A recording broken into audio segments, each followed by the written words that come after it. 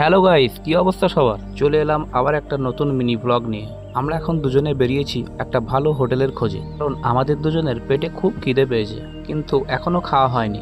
দেখি রাস্তায় কি পাওয়া যায়। আরে সামনেই একটা মিষ্টির দোকান, ভাবলাম একটু ভিতরে গিয়ে উঁকে দিয়ে দেখি। উফ, দোকানে ঢোকা মাত্রই দেখলাম কালেকশনের তো অভাব নাই, প্রচুর ধরনের মিষ্টি। কিন্তু আমাদের তো মিষ্টি খেতে সেরকম ইচ্ছে করছে না। আমরা ভিতরে গিয়ে দেখলাম, আমাদের নজর কাড়লো আইসক্রিমের ফ্রিজটা। আজকে যা ওয়েদার, খুবই গরম, তাই ভাবলাম কিছু ঠান্ডা খাওয়া যাক। তাই আমরা নিয়ে নিলাম দুটো চকলেট আইসক্রিম। এরপর ভিতরে ঢুকে দেখি নানান রকমের কালেকশন, দই, রসগোল্লা, পান্তুয়া, আরও কত কি। কিন্তু আমরা দুজনে দুটো আইসক্রিম নিয়েই চলে আসলাম। আইসক্রিম নিয়ে চলে এসে টোটোতে ওঠা মাত্রই দেখলাম ঝমঝমিয়ে বৃষ্টি শুরু হয়ে গেল।